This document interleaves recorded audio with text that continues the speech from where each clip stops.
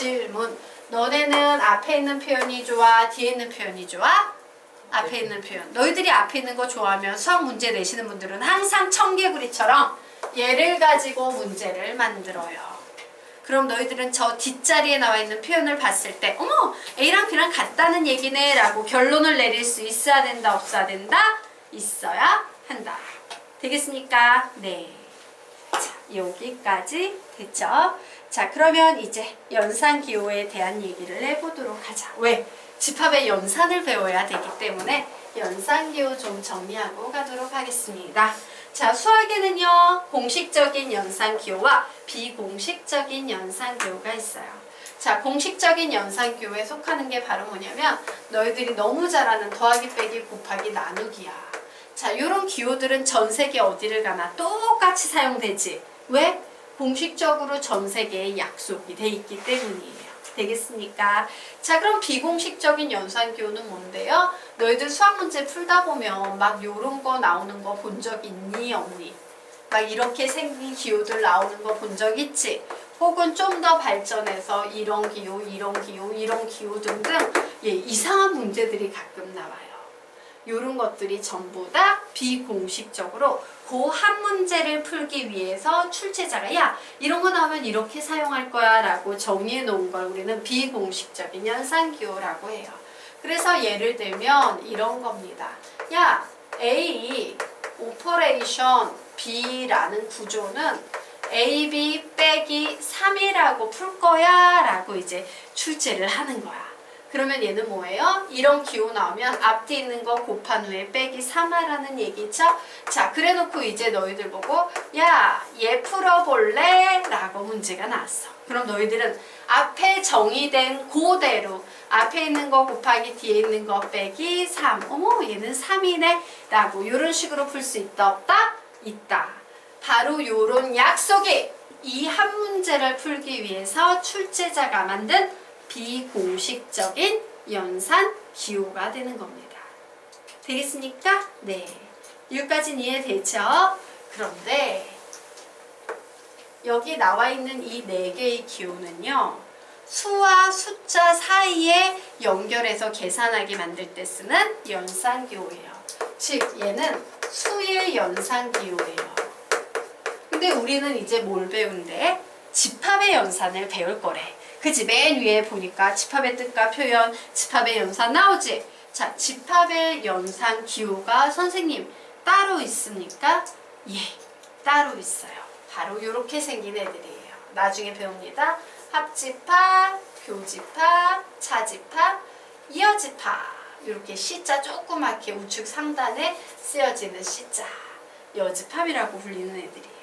요런 기호들이 나와요. 우리는 지금부터 요 합집합, 교집합, 차집합, 여집합이라는 이런 집합의 연산 기호에 대해서 공부를 하게 될 겁니다. 선생님 수의 연산 기호하고 집합의 연산 기호 구분해야 돼요? 예, 완전히 구분해야 돼요. 집합과 수는 같다, 다르다?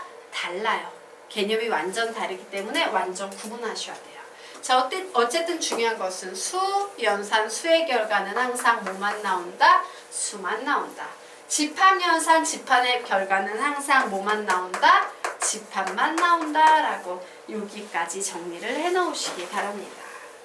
되겠죠? 그러면 힘내시기 바랍니다. 예. 이제 20분밖에 안 남았어요. 파이팅이에요. 예. 그러면 우리 지금부터 연산 기호에 대해서 좀 공부를 하도록 하겠습니다. 우선 첫 번째 배울 기호는요. 합집합 기호예요. A 합집합 B의 수학적인 의미가 뭘까?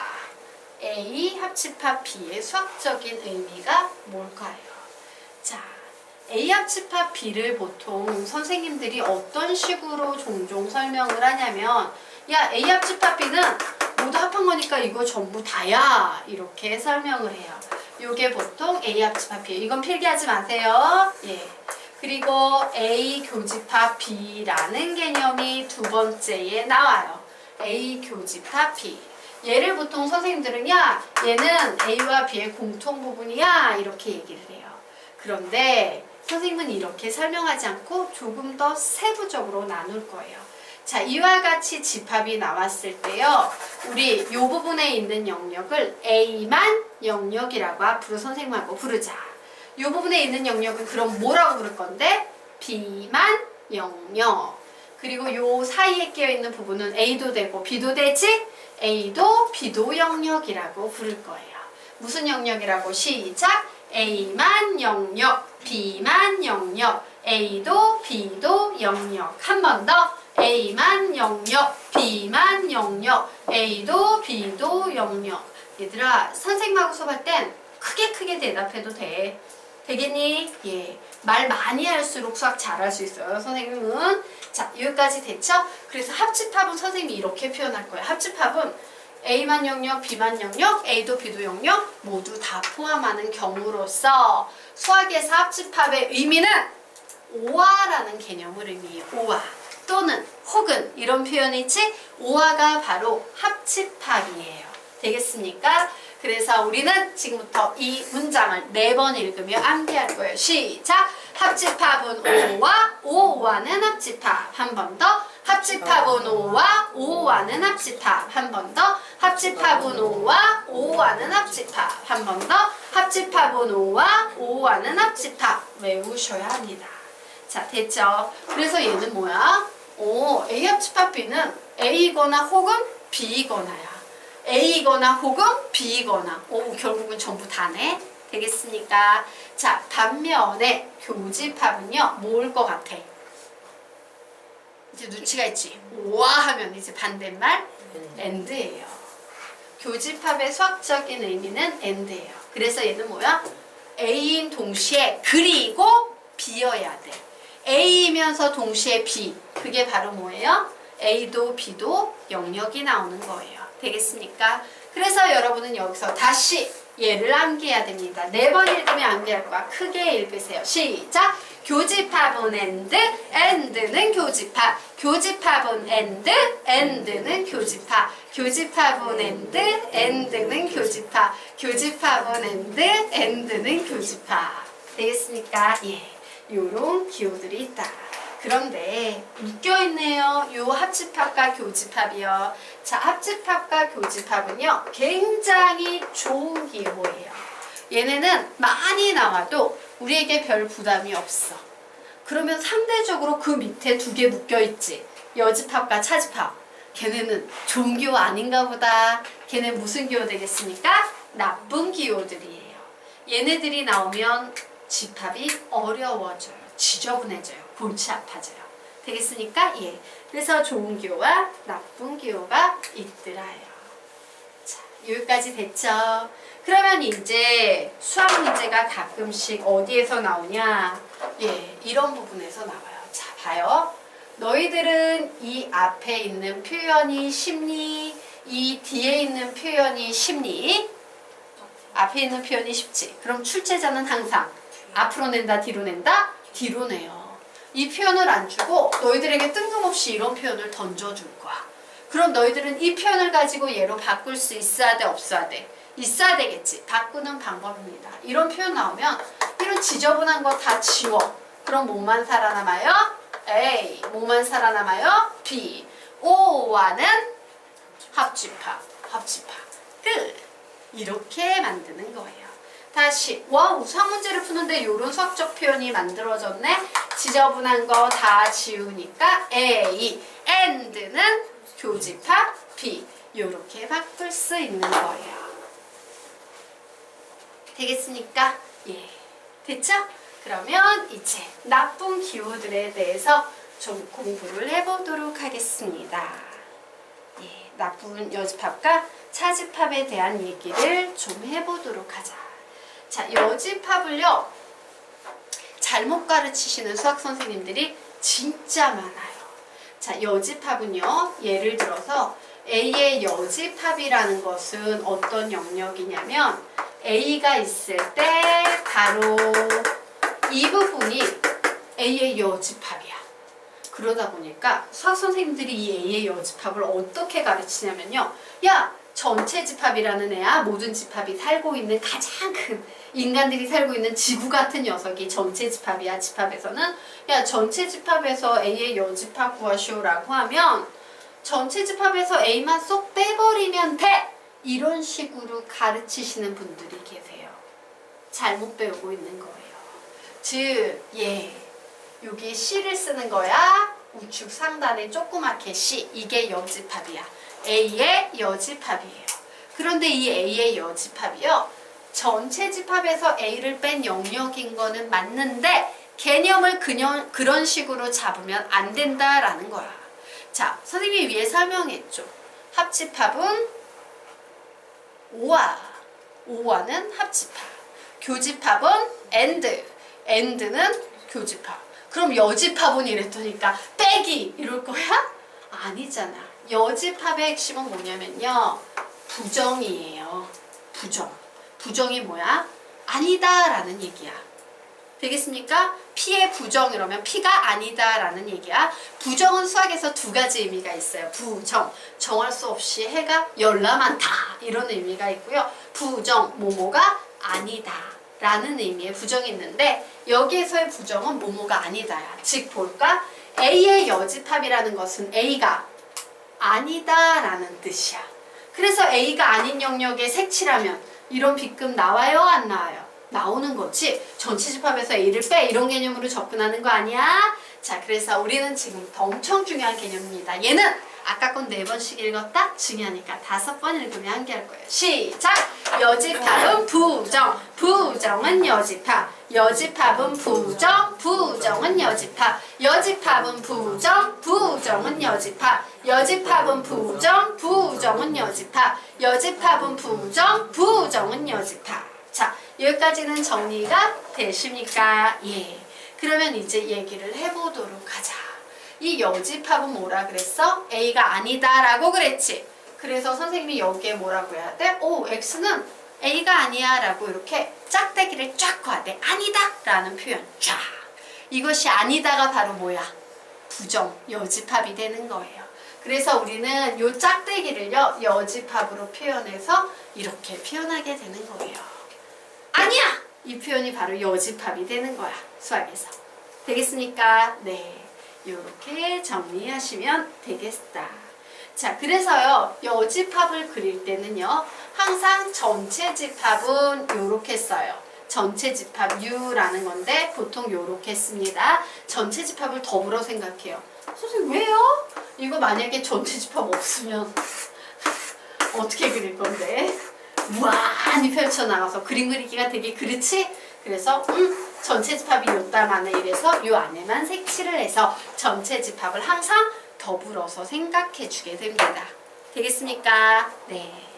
자, 그러면 지금부터 제일 나쁜 녀석, 여집합보다 더 나쁜 애, 차집합에 대해서 좀 공부를 해보도록 하겠다.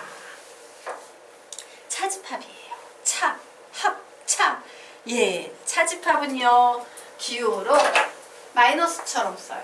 하지만 얘를 A-B라고 읽으면 된다 안 된다? 안 돼요. 뭐라고 읽는다? A 차집합 B라고 읽으셔야 합니다. A 차집합 B예요. 자, A 차집합 B의 개념은 이런 식으로 생각하면 돼요. A 차집합 B? 빼기처럼 생각하면 돼. 그래서 빼기 쓰는 거야. A에서 B 부분을 빼버리면 되겠네. A가 있었는데 B 부분을 쏙 뺐어. 그러면 남는 것은 A만 영역만 남지. 이게 바로 A 차집합 B예요. 되겠습니까? 자, 그러면 볼까요? A 차집합 B의 정의는 뭐냐면요. 우선 X는 A의 원소여야 해. AND. 하지만 B의 원소면 돼요? 안 돼요? 안 되죠. 그래서 B의 원소는 아니다. 를 의미하는 짝대기를 쫙 그어버리셔야 합니다. 되겠습니까? 네. 그러면 우리는 여기에서 요 녀석을 한 번 더 바꿔볼 거예요. X는 A의 원소이고 AND까지는 똑같아. 그런데 이 짝대기를 뭐로 바꿀 수 있다고 선생님이 가르쳤어? 여집합. 요게 여집합으로 슉 이렇게 바꿔도 돼요. 요 짝대기가 여집합으로 쏙 바뀌게 되는 거야. 왜? 여집합은 부정이니까. 그치?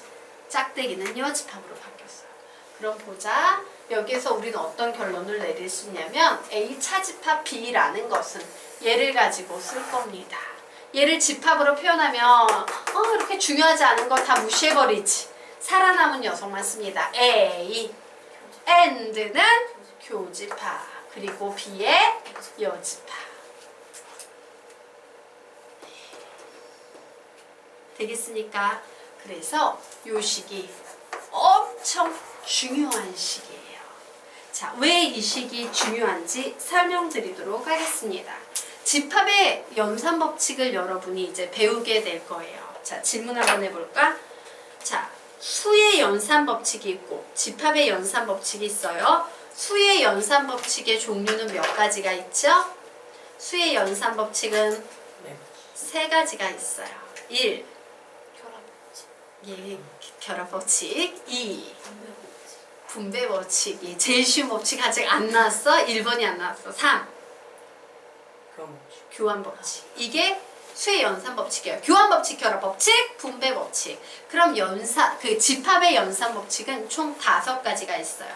교환 법칙, 결합 법칙, 분배 법칙, 그리고 흡수 법칙, 드모르간 법칙이라는 2개의 법칙이 더 있어서 총 5개가 있는데 놀랍게도요. 5개나 되는 연산 법칙 중에서 어떤 녀석도 차집합을 커버하는 연산 법칙은 단 하나도 없어요. 차집합은 연산 법칙으로 풀 수가 없어. 되겠습니까? 그러므로 A-B는 연산 법칙을 적용할 수 없으니까 연산이 가능해, 불가능해? 불가능하지.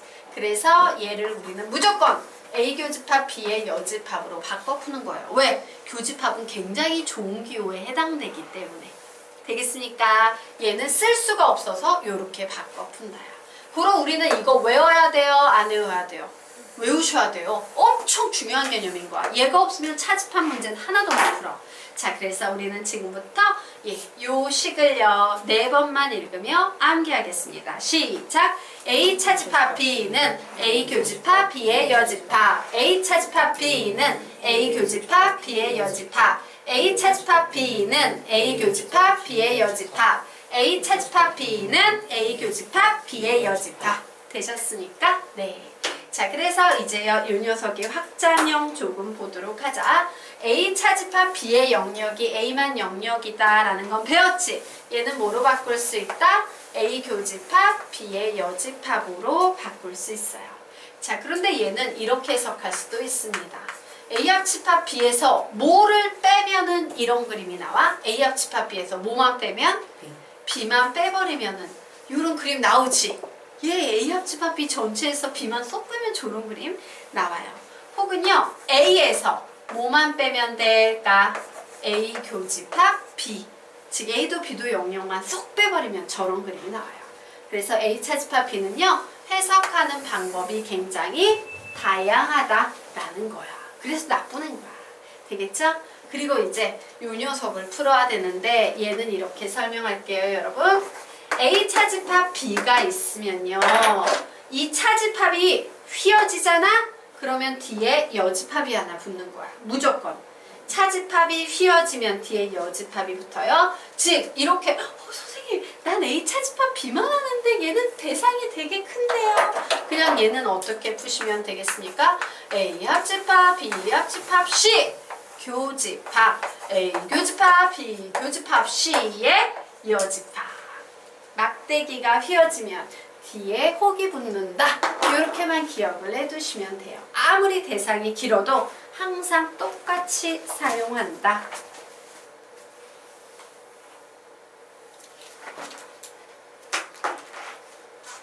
예. 되셨습니까? 오케이. 자, 그래서 나쁜 기호라고 적어두는 것까지 했죠. 네. 그러면 이제 다음 페이지로 넘어가도록 하겠습니다. 자, 지금부터 연산 법칙을 가르치기 앞서서 선생님이 이런 얘기를 좀 해볼까요? 선생님이 말하건대 수학에서 제일 중요한 개념이 선생님 뭡니까? 라고 물으면 뒤에 법칙이라는 말들이 붙는 게 제일 중요한 거야. 오늘 법칙 2개나 배웠지? 너 왜 안 배웠구나. 미안해. 아빠가 헷갈렸어요. 지수법칙, 법칙 붙여? 연산 법칙, 법칙 붙여? 이런 게 제일 중요해요. 너희들은 그게 되게 손쉽다라고 느껴서 얼렁뚱땅 배우고 적용하지 않고 개판으로 아는 경우가 되게 많은데 법칙이라는 말 들어가 있는 것은요. 진짜 완벽하고 철저하게 공부해야 돼요. 수학의 큰 그림이 그 법칙으로부터 뻗어져 나오기 때문에. 되겠습니까? 자, 오늘 연산법칙 다 할 수는 없겠지만 하는 데까지는 해보도록 하자. 자, 집합의 연산법칙은 총 5가지가 있는데요. 이때 연산법칙에서 교환법칙, 결합법칙, 분배법칙을 사용하는 용도를 알기 위해서는 항상 대상과 연산 종류를 세는 습관을 가지고 있어야 돼요. 대상과 연산 종류를 세자야. 자, 그러면 교환법칙 설명드리도록 하겠습니다. 교환법칙을 나타내 보세요. 아씨, 하나 안 가르쳤구나. 아, 오늘 왜 이러니? 아까 선생님이 비공식적인 연산기호 기억나요? 예. 여기에 막 이렇게 생긴 이상한 애들 붙는다라고 얘기했던 기억나나? 예. 그럼 봐. 위에 있는 공식적인 연산기호는 더하기, 빼기, 곱하기, 나누기, 합집합, 교집합, 차집합, 여집합이라고 불리지? 그럼 얘는 뭐라 부를 건데? 동그라미 2개, 동그라미 하나, 동그라미 안에 더하기 있는 거 이렇게 부를 거야? 아니지. 그래서 얘를 부를 때는요. 한국말로는 그냥 연산이라고 부르고요. 영어로는 오퍼레이션이라고 불러요. 이랬더니 또 선생님 수술요? 이러면 안 돼. 연산이라는 뜻도 있어요. 예. 근데 선생님은 보통 유식해 보이려고 오퍼레이션 사용합니다. 예. 보통 선생님이 쉬운 거 쓰는데 얘만 오퍼레이션 써요. 예. 그래서 교환법칙의 가장 핵심 개념식 말하세요 라고 하면 수학자들이 보통 A 오퍼레이션 B는 B 오퍼레이션 A 이런 개념을 말해요. 그럼 교환법칙은 뭐냐면 말 그대로 A하고 B하고 있는데 자리를 교환했지. 자리를 교환했는데도 어머 등식이 성립해! 이럴 때 우리는 교환법칙이 성립한다 라고 얘기하는 거예요. 그래서 교환법칙의 가장 기본을 기억하려면 요 한 문장만 정확하게 암기하고 계시면 돼요. 그래서 우리 이 한 문장 3번만 읽으면 암기할 겁니다. 시작! A 오퍼레이션 B는 B 오퍼레이션 A. 자리를 교환해도 등식 성립한다. 교환법칙. 한 번 더. A 오퍼레이션 B는 B 오퍼레이션 A. 자리를 교환해도 등식이 성립한다. 교환법칙. A 오퍼레이션 B는 B 오퍼레이션 A. 자리를 교환해도 등식이 성립한다. 교환법칙이에요. 그래서 교환법칙의 구조를 봤더니 교환법칙은 항상 대상이 기본적으로 몇 개? 2개. 교환해야 되니까 대상이 몇 개다? 2개여야 돼요. 연산 종류는 몇 종류 필요합니까? 한 종류. 대상과 대상 사이에 연산 하나밖에 못 들어가죠? 즉 대상 2개, 연산 한 종류일 때 사용하는 법칙이 교환 법칙이에요. 자, 그러면 보도록 하겠습니다. 수에서는요. 더하기하고 곱하기 기호가 교환 법칙이 성립해요. 빼기는 교환 법칙 성립해요? 안 해요? 안 해요. 나누기는 교환 법칙 성립해요? 안 해요? 안 해요. 그래서 더하기 곱하기는 좋은 기호고 빼기 나누기는 나쁜 기호예요. 자, 합집합 보자. A 합집합 B나 B 합집합 A나 그림 그려놓으면 똑같나요? 네. A 교집합 B나 B 교집합 A나 A도 B도 영역이니까 똑같은 그림 나오죠? 와우! 그래서 합집합 교집합은 좋은 기호구나. 반면에 A 차집합 B는 A만 영역, B 차집합 A는 B만 영역이지. A만 영역과 B만 영역은 같다 다르다? 다르다. 그래서 차집합은 나쁜 기호인 거야. 차집합은 연산법칙 중에 교환법칙이 성립한다 안 한다? 안 한다. 되겠습니까? 예, 요런 식이 되는 거예요. 자, 그래서 오늘은 여기까지만 하고요. 다음 시간에 결합법칙부터 마저 이어서 하도록 할 겁니다. 자, 선생님이 여러분에게 문제집을 줬죠? 예. 아마 그 문제집에 거의 다를 풀 수 있을 거예요. 오늘 배운 개념으로 열심히 푸세요. 내일은 집합의 연산 문제집이 나갈 거예요. 그래서 오늘 그거 열심히 푸셔도 아무 상관없으니까 열심히 푸십시오. 숙제 검사는 다음 주에 할 건데 다음 주에 2권을 받을 확률이 좀 있어. 그러니까 열심히 해야 되고.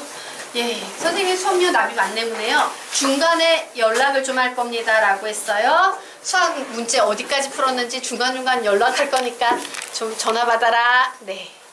수고. 끝.